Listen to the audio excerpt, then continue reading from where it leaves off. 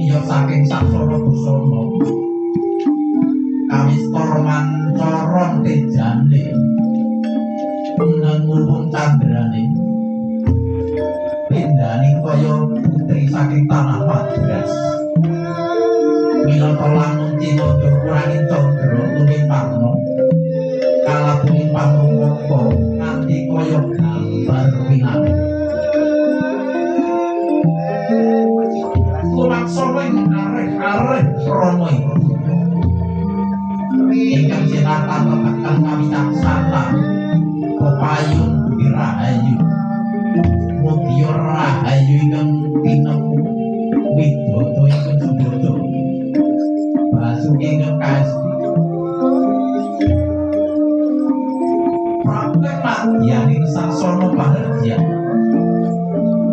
sasat lima bunting galih kelem karubaning pemanis sinanding kastuba manik urutan kena cinitra timuka laju benya lumaksana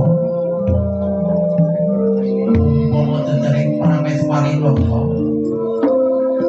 iya kakang minggah indah-indahan setinggil pinaturata mongko kahayang mbantedi Bedaya Sriti manggung ketanggung Joko Panororo banyak dalam sawunggaling ardhawalipun ing apit-apit pratasa kembaran kang mami-mari manyura Pongas Galbanyo kanthi panguranan jalu kang hidup batari maru juli jawantah angsuanduk kabagyan linakun dumateng paten sarini umutnya megah kanggo neraras tegese megah piyambakan anggeratu tata cara kang musprima